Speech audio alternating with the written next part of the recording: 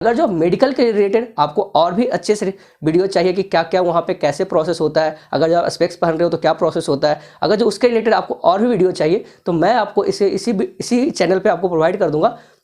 तो आपको अगर चाहिए तो आप मुझे कमेंट में आप बता सकते हैं। अगर जो आप मेरे चैनल पे नए हैं तो प्लीज़ मेरे चैनल को सब्सक्राइब कर लें और लाइक बटन प्लीज़ दबा दें। Okay, hello guys, good morning all of you. जैसा कि आपको पता है कि कल बहुत सारे जोन्स का और इन द प्रीवियस डेज में पिछले दिनों में बहुत सारे जोन का लेवल 3 का रिजल्ट आ चुका है, आरआरबी एनटीपीसी का।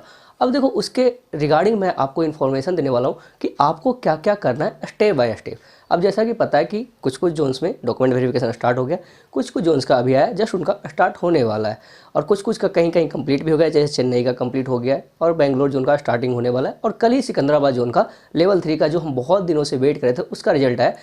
तो वहाँ पे क्योंकि बहुत ज़्यादा कैंडिडेट्स वहाँ पे बहुत ज़्यादा सिलेक्टेड है, 400 से एबव सिलेक्टेड है, तो वहाँ पे आपको क्या क्या करना है और वहाँ का क्या डॉक्यूमेंट वेरिफिकेशन का क्या प्रोसेस होता है, मैं उस प्रोसेस को पूरा एक्सप्लेन करने वाला हूँ, क्योंकि मैं खुद ही वहाँ पे डॉक्यूमेंट वेरिफिकेशन लेवल 5 का करवा चुका हूँ और मेरा पैनल में आ भी गया है। तो मैं आपको बता रहा हूँ कि कैसे आपको करना है। अभी जैसे रिजल्ट आया तो अभी आपका डीवी का डेट्स नहीं आया कि कब आपको डीवी करवाना है, क्योंकि अभी वहाँ पे लेवल 5 का एडिशनल पार्ट 2 का आपका चल रहा है। ठीक है, तो जैसे ही आपका डीवी का डेट्स आएंगे तो आपको सबसे पहले सारे डॉक्यूमेंट्स, क्योंकि ये 12th बेस है तो आपको 12th बेस पे ग्रेजुएशन का सर्टिफिकेट आपको नहीं मांगेंगे या फिर आपके लिए कंपलसरी नहीं होगा, लेकिन आपका 12th का जो पासिंग सर्टिफिकेट है वो आपका फॉर्म भरने से पहले का डेट्स के होना चाहिए। अगर जो नहीं है तो प्रॉब्लमेटिक है, फिर आपको वहाँ पे आपको डॉक्यूमेंट वेरिफिकेशन के लिए नहीं जाना चाहिए। क्योंकि मेरे साथ एक लड़का गया था देने के लिए, उसका बस ग्रेजुएशन का 10 डेज का डिफरेंस था, जितना क्रूशियल डेट चाहिए उससे 10 डेज एक्स्ट्रा था, उसको बाहर कर दिया गया वहाँ से, बोला कि जाओ लेवल 3 और लेवल 2 के लिए आप आना।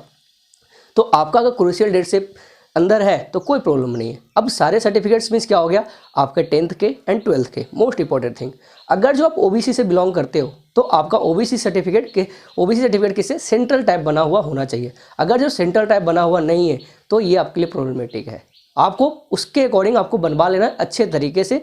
डीएम के डिस्ट्रिक्ट मजिस्ट्रेट के साइन होना चाहिए, मीन्स डीएम का उस पर साइन होना जरूरी है। अगर कुछ भी प्रॉब्लमेटिक होता है और फिर आपको रेलवे का, अगर जो सबसे बेस्ट है कि रेलवे के फॉर्मेट में बनवा लो।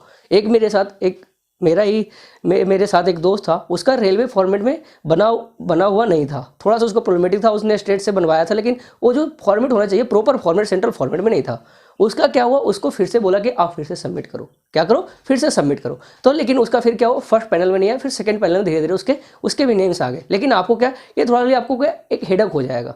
फिर देखो जैसे ही हुआ, और जो भी सर्टिफिकेट्स आपको रिक्वायर्ड है, जैसे आपको फोटो लेके जाना है तो वहाँ पे स्टैम्प साइज लिखा हुआ है। सबसे बड़ी गलती हम लोग क्या करते हैं, स्टैम्प साइज फोटो लेके नहीं आते। स्टैम्प साइज में छोटा वाला फोटो, क्या छोटे वाले फोटो आपको लेके जाना है, वहाँ पे रिक्वायर्ड होता है। और फोटो जितने भी सारे सर्टिफिकेट्स और सारे का 2 फोटो आपको, जितने भी जीरोक्स भी करवा, जितने आपको जो सर्टिफिकेट्स रिक्वायर्ड लेकर गए हो सबका आपके पास जीरोक्स कॉपी होना चाहिए। जीरोक्स कॉपी में आपको फोटो कॉपी करवाकर 2 सेट्स मिनिमम जो बोला गया है आपको उसको फुलफिल करना है। अगर फुलफिल नहीं करोगे तो फिर आपको डेट्स दे देंगे, आपको बाहर नहीं करेंगे। ऐसा नहीं कि अगर जो आप सब चीज़ सही हो तो आपको डीबी की डेट पे बाहर कर देंगे, ऐसा कोई जरूरी नहीं। आपको क्या, आपको टाइम देंगे 15 दिन 20 डेज, एक एप्लीकेशन लिखवा लेंगे, आप एप्लीकेशन राइट कर दो और फिर आपको 15 डेज के अंदर उनको सबमिट कर दो। और साथ में सबसे बड़ा क्वेरी ये होता है कि किसी का भूल गया होता है कि आपका जो एग्ज़ाम दियो एनटीपीसी का CVT 1 फिर CVT 2 के सारे पेपर्स, तो अगर जो उनके लेवल 3 के पेपर नहीं है, उनको जो कटिंग पेपर मिलते हैं आपको, तो उसके लिए क्या, तो वो कंपलसरी नहीं है। वहाँ पे TCS वाले खुद ही बैठे हुए रहते हैं आपको क्या वेरीफाई करने के लिए, तो वो रिक्वायर्ड नहीं है। वहाँ पे लिखा हुआ रहता है आपका एडमिट कार्ड पे भी वो रिक्वायर्ड होता है, लेकिन ऐसे कंपलसरी वहाँ पे रिक्वायर्ड नहीं है। तो उसके लिए आपको डरने की कोई ज़रूरत नहीं है। जैसे ही आपका सारा डॉक्यूमेंट वेरिफिकेशन कंप्लीट होगा, वहाँ पे सारा चीज़ कंप्लीट होने के बाद लास्ट में एक मैम या सर रहेंगे जो आपको पूरा वेरीफाई कर लेंगे, फिर आपका पूरा डोजियर तैयार कर देंगे। हाँ आप ये हो।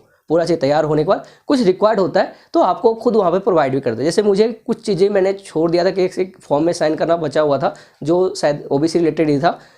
एनेक्सर 6 में शायद कुछ प्रॉब्लम होता, तो उन्होंने खुद मुझे दिया, प्रोवाइड किया और बोला इस पर साइन कर दो, कोई दिक्कत नहीं है। मैंने वहीं पे एट इंस्टेंट साइन किया, उन्होंने प्रोवाइड किया और फिर जाकर एक मैम के पास ले गए जो वहाँ के हेड होते हैं, जो वहाँ पर चेक करते हैं कि सारे डॉक्यूमेंट सही है या नहीं है। तो सारे डॉक्यूमेंट्स उन्होंने चेक किया और फिर बोला ठीक है, ओके आप जा सकते हो। लेकिन उससे पहले जैसे आप वहाँ से बाहर निकलते हो तो वहाँ पर आपको मेडिकल मेमो दिया जाता है।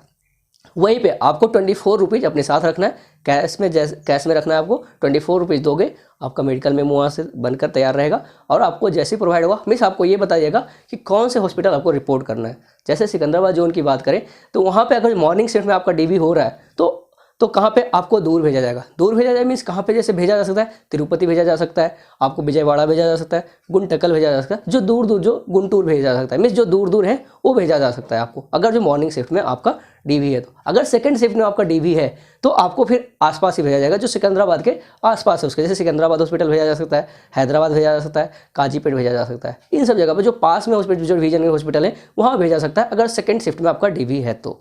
लेकिन इसके लिए आपको फुल्ली मेंटली प्रिपेयर्ड होकर जाना है। तो मेडिकल मेमो जैसे ही मिलेगा तो मेडिकल मेमो लेकर आप जाइए और अपना फिर मेडिकल स्टार्ट होगा वहाँ से। तो मेन प्रोसेस आपका डीवी में आपको सिकंदराबाद में कोई परेशानी नहीं करते। अगर आपको कुछ छूट भी गया तो आपको फिर से टाइम देंगे 15 डेज, आप सबमिट कीजिए, फिर आपका पैनल में। लेकिन अगर जो आप ढंग से लेकर जाओगे, सारा चीज़ लेकर जाओगे, पूरा प्रिपरेशन जाओगे तो आपका पैनल पार्ट 1 में ही आपका नेम आ जाएगा। अगर जो कुछ रहता है तो फिर आपको पार्ट 2 का, पार्ट 3 का आपको वेट करना पड़ सकता है। अगर जो मेडिकल के रिलेटेड आपको और भी अच्छे से वीडियो चाहिए कि क्या क्या वहाँ पे कैसे प्रोसेस होता है, अगर जो आप स्पेक्स पहन रहे हो तो क्या प्रोसेस होता है, अगर जो उसके रिलेटेड आपको और भी वीडियो चाहिए तो मैं आपको इसी चैनल पे आपको प्रोवाइड कर दूंगा। तो आपको अगर चाहिए तो आप मुझे कमेंट में आप बता सकते हैं। अगर जो आप मेरे चैनल पर नए हैं तो प्लीज़ मेरे चैनल को सब्सक्राइब कर लें और लाइक बटन प्लीज़ दबा दें। Okay, thank you.